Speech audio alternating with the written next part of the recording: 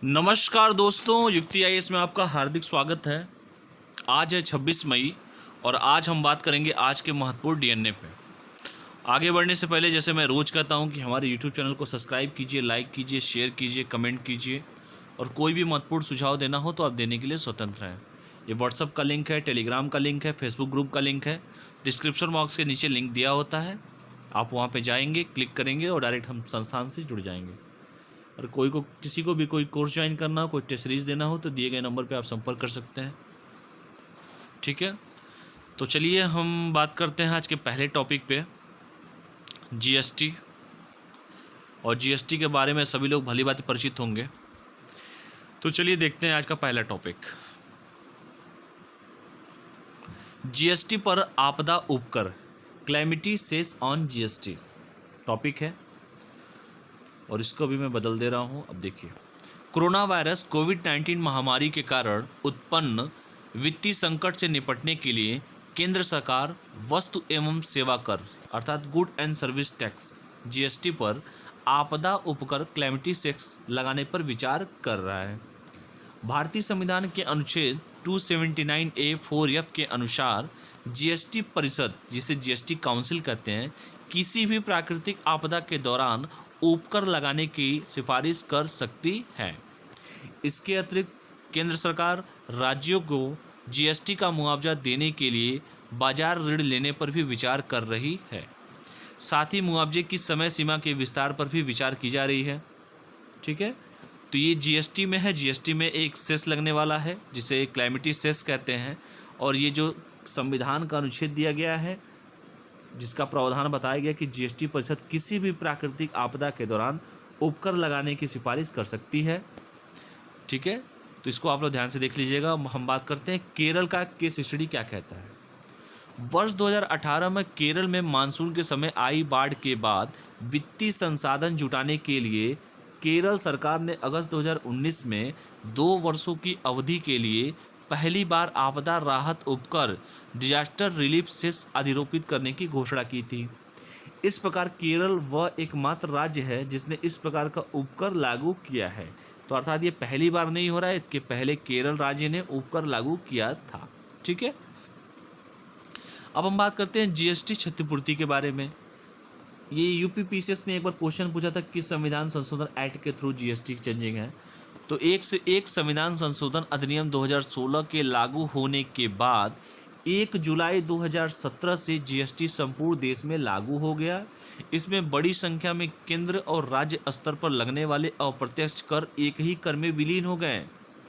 केंद्र ने जीएसटी के लागू होने की तिथि से 5 वर्ष की अवधि तक जीएसटी कार्यान्वयन के कारण कर राजस्व में आने वाली कमी के लिए राज्यों को क्षतिपूर्ति देने का वादा किया था।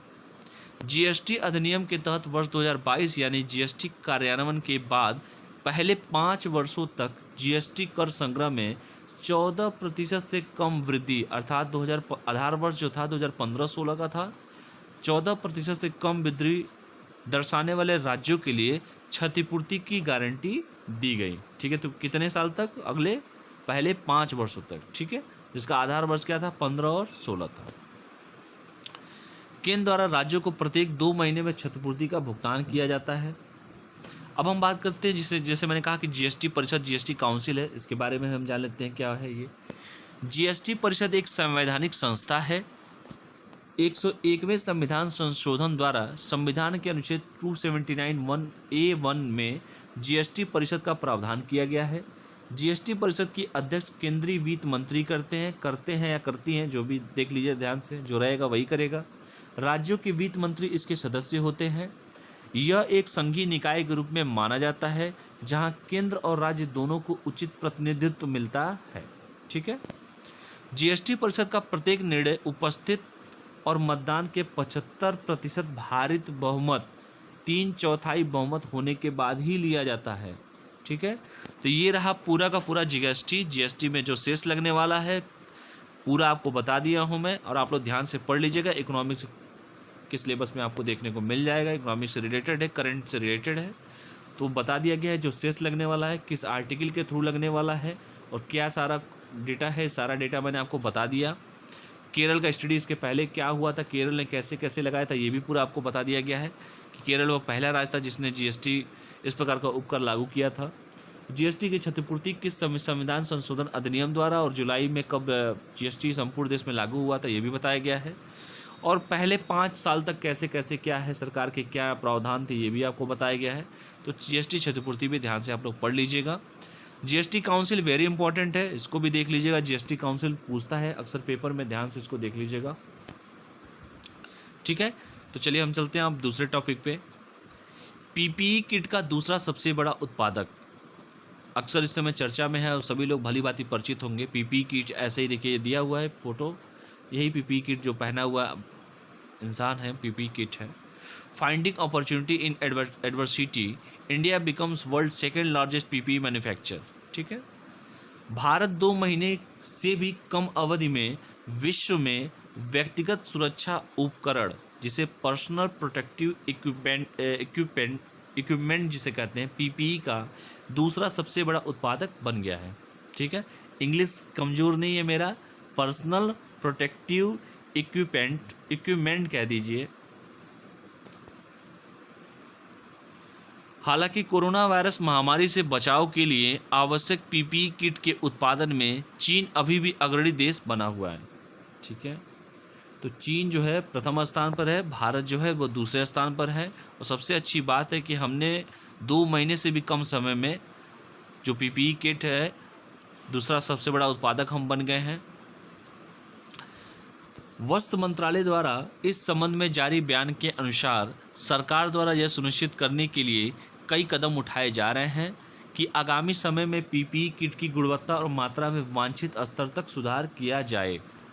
वस्त्र मंत्रालय ने यह सुनिश्चित किया है कि पीपीई किट की पूरी आपूर्ति श्रृंखला में केवल प्रमाणित उत्पादनकर्ता उत्पादन कर सकेंगे। व्यक्तिगत सुरक्षा उपकरण जिसे पीपीई कहते हैं, कई लोगों को ये भी नहीं पता होगा कि सब हिंदी क्या होता है, कि जांच और प्रमाणन के लिए, इसलिए मैंने कहा कि मेरी इंग्लिश कमजोर नहीं है। ठीक है, तो आप लोग ध्यान से मेरी बातों को सुना भी कीजिए। जांच और प्रमाणन के लिए कार्य के लिए देश भर की कुल 9 प्रयोगशालाओं को मान्यता दी गई है। व्यक्तिगत सुरक्षा उपकरण पीपीई एक प्रकार का चिकित्सीय उपकरण है जिसे आमतौर पर मेडिकल पेशेवरों द्वारा प्रयोग किया जाता है। यह न केवल डॉक्टरों, नर्सों जैसे चिकित्सा पेशेवरों की सुरक्षा करता है बल्कि घातक बीमारी के प्रसार को रोकने में भी मदद करता है। तो ये पूरा का पूरा आपको बताया गया है पीपीई किट के बारे में कि भारत ने बहुत ही कम समय में दुनिया में दूसरा स्थान है। 2 महीने से भी कम अवधि में विश्व में व्यक्तिगत सुरक्षा उपकरण जिसे पर्सनल प्रोटेक्टिव इक्विपमेंट कहते हैं दूसरा सबसे बड़ा उत्पादक बन गया है। तो ये रहा दूसरा। तीसरा चलिए आज टॉपिक स्टार्ट करते हैं। और ये भी यहाँ पे आपको बताने की पूरी कोशिश की गई है कि क्या क्या इसका किस मंत्रालय के अंतर्गत है, कैसे कैसे करना है, कितने प्रयोगशालाओं को मान्यता दी गई है। तो ध्यान से ये सब चीज़ों को आप लोग पढ़ते रहिएगा। कहता तो रोज़ हूँ लेकिन आप लोग पढ़ते हैं नहीं, लग रहा है ऐसा मुझे, क्योंकि जिस तरीके से आप लोग रिस्पांस दे रहे हैं तो बहुत ही जल्द हो सकता है तो मैं छोड़ भी दूँ ये बनाना सब वीडियो।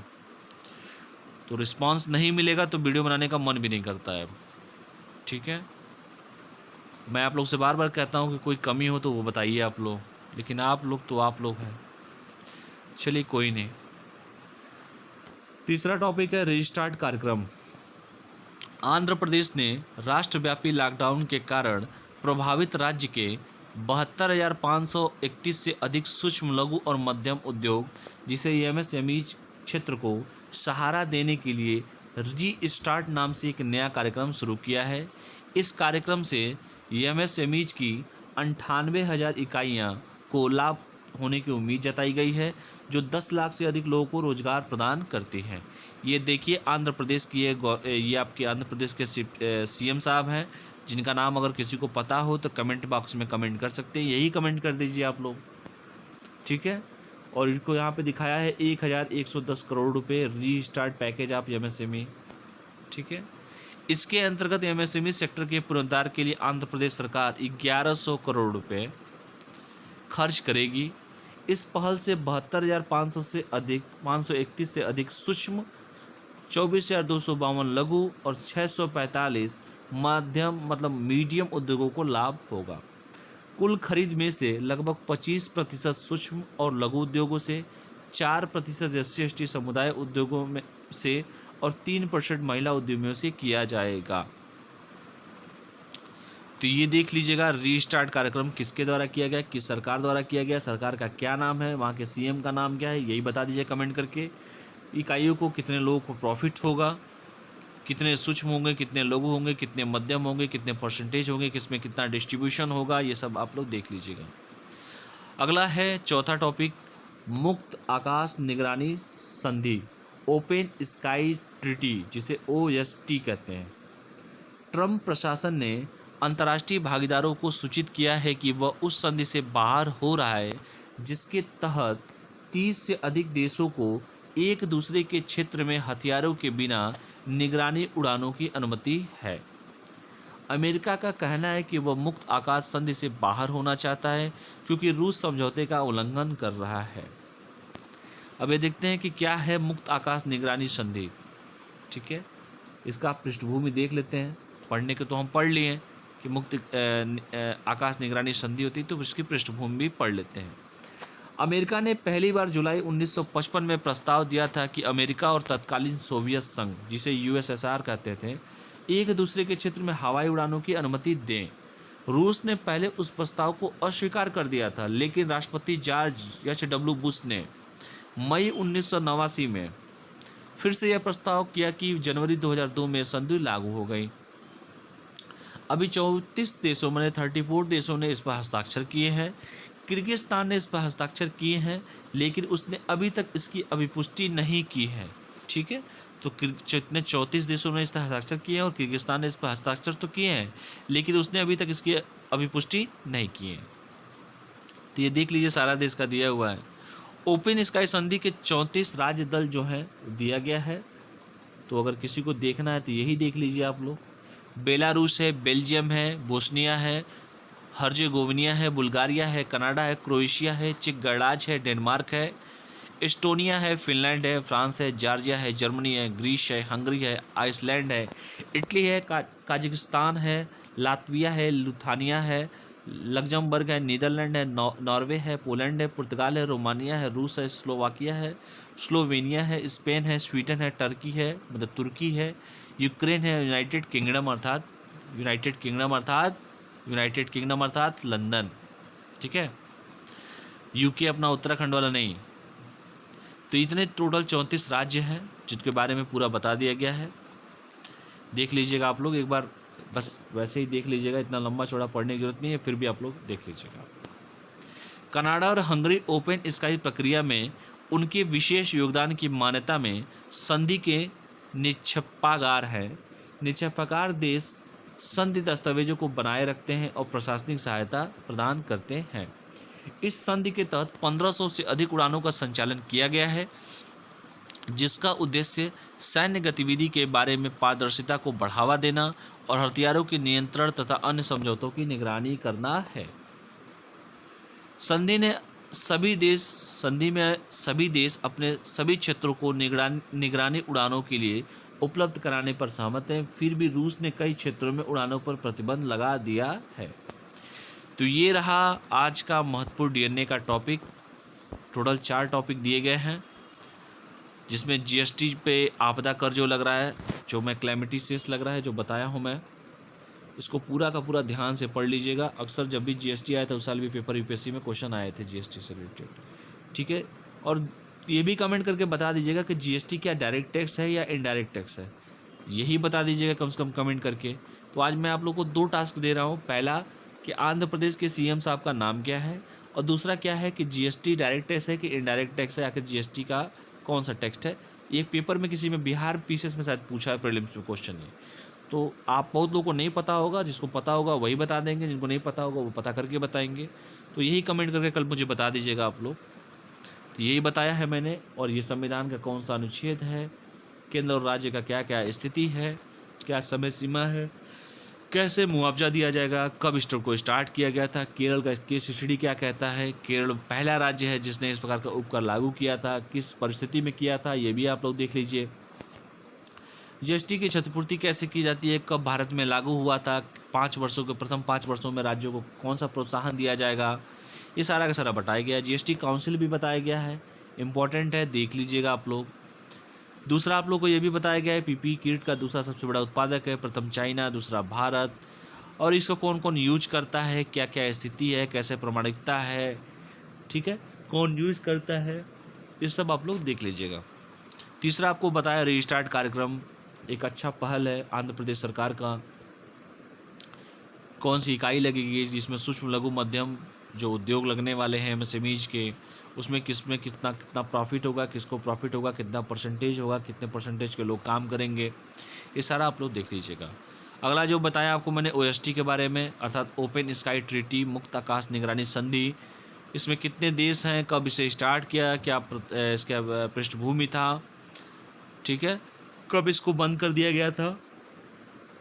सोवियत संघ और अमेरिका ने जो बताया था 1955 में प्रस्ताव दिया था, रूस ने सबसे पहले उस प्रस्ताव को अस्वीकार कर दिया था जैसे मैंने बताया आपको। और जब जॉर्ज डब्ल्यू बुश साहब आए थे 89 में, तो फिर उन्होंने फिर से ये प्रस्ताव किया था। उसके बाद जनवरी 2002 में संधि लागू हुई थी। कितने टोटल 34 देश हैं, ये भी आप लोग ध्यान से देख लीजिएगा। जो 34 देशों का नाम आपको पूरा दे दिया गया है। कनाडा और हंगरी ओपन स्काई प्रक्रिया में उनके योगदान की मान्यता में संधि के निष्पक्षकार हैं, ये भी दिया गया है। और टोटल उड़ानों के क्या क्या स्थिति है, कैसे कैसे है, सब बताया गया आप लोगों को। तो ये सब पूरा का पूरा आज का डीएनए में आप लोग देख लीजिएगा। आशा करता हूँ कि आप लोगों को समझ में आया होगा, ठीक है। तो चलिए हम 8:30 बजे आप लोगों से मिलते हैं। तब तक के लिए आप लोग पढ़ाई कीजिए। आप लोग थोड़ा एनर्जेटिक होकर पढ़ाई करेंगे तो हमारा भी मन लगेगा, वरना हमें भी अब बोरिंग लग रहा है। तो बोरिंग मत होने दीजिए, आप लोग पढ़ते रहिए। और थोड़ा कम से कम बार बार आप लोगों से कहता हूँ कि कोई क्वेरी हो तो आप लोग बता दीजिए, कमेंट तो कम से कम कर दिया कीजिए। आज 2 टास्क दिया गया है, जीएसटी डायरेक्ट टैक्स है या इनडायरेक्ट टैक्स है, और दूसरा मैंने आंध्र प्रदेश का सीएम का नाम पूछा है। तो आप लोग कमेंट करके मुझे बता दीजिएगा। तब तक के लिए आप लोग पढ़ाई कीजिए, स्वस्थ रहिए, मस्त रहिए और पढ़ाई करते रहिए। 8:30 बजे आप लोगों से मिलता हूँ। धन्यवाद।